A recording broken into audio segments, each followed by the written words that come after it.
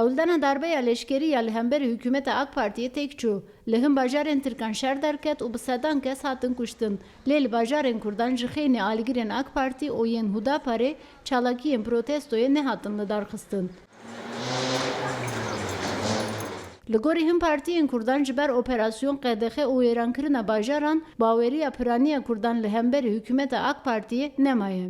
Baweriya Kurdan em bêjin bi dewletan bi desthilatiyan kêm bûye û naxwazin em bêjin bila sebe berdêla bidin, zirarê bibînin.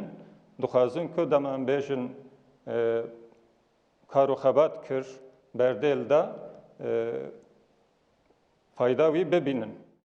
Nûnerên partiyan dibêjin her çi qas bi girseyî piştgirî nedane jî piraniya Kurdan li hemberî darbeyên leşkerî ne. Yani wek însanekî ku min di heyanî hatime vî temenî min di sê darbeyên leşkerî dîtiye.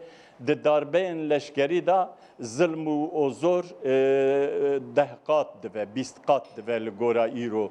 Mümkün nîne ez nebawerim ku di şertên darbeyek leşkerî da Partiya Azadiya Kurdistanê vekilî bihêlin ya HDP vekilî bihêlin.